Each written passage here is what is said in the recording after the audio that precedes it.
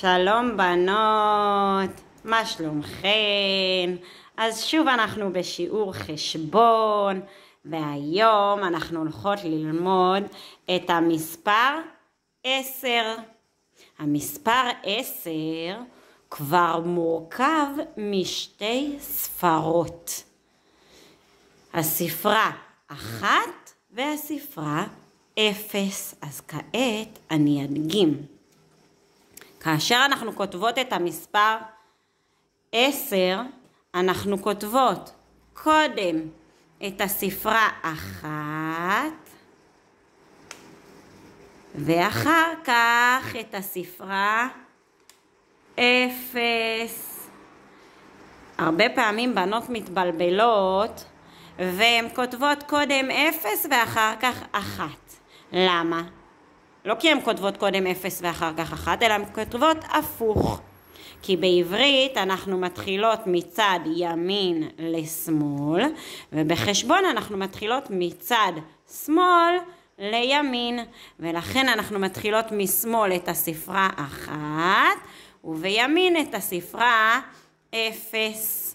וכעת, כמו שעשינו בספרות הקודמות, כל אחת תבקש ממישהו מבוגר שנמצא לידה, שיעשה לה דוגמה לשלוש שורות, ואז היא תוכל לכתוב את המספר 10. המספר 10, כמובן כל ספרה נכתבת על שתי משבצות. 1 ו-0. אתן רואות? 1 ו-0. ואז אני מדלגת על שני משבצות, ואני כותבת שוב. 1 ו-0. שוב מדלגת על שתי משבצות, ו1 ו-0. תלמידה שסיימה לכתוב במחברת חשבון את הספרה 10, תוכל לעבור לספר חשבון. ואנחנו הגענו בספר חשבון לעמוד 34. עמוד 34. יש לנו, כמו שעשינו בספרות הקודמות, כתיבת המספר 9, ואחר כך לצבוע 9 עיגולים, לצייר 9 פריטים, ואז אותו דבר במספר 10. כאן זה גם כמו שעשינו בספרות הקודמות, לצייר בכל ריבוע 10 פריטים. כאן לכתוב את רצף המספרים. סיימת את עמודים 34 ו-35, את עוברת לעמודים 36 ו-37. עמוד 36 משימה 7. מה עלינו לעשות? אז אתמול למדנו מי המספר הקודם לי, מי לפניי, ומי המספר העוקב לי, מי אחריי, ולהשלים למספר 9. מי המספר הקודם ל10 ולהשלים ל10. כאן לרשום את רצף המספרים.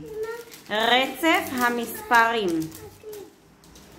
כעת, אחרי שסיימת את עמוד 36, את עוברת לעמוד 37, משימה ראשונה. את צריכה לבדוק איזה בעל חיים מבין שני בעלי החיים חסר פה לפי הרצף. איזה ספר מבין הספרים חסר פה לפי הרצף. איזה בית מבין הבתים חסר פה לפי הרצף. ואיזה פרי חסר פה לפי הרצף. פה כתיבת המספרים מ-1 עד 10. לא להתבלבל. מ-1 עד 10. וכאן השלמת רצף המספרים מ-1 עד 10. אז בואו ונסכם. כתבנו במחברת חשבון את הספרה 10, ועבדנו בספר פשוט לחשוב חשבון עמודים 34 עד 37. בהצלחה לכולן.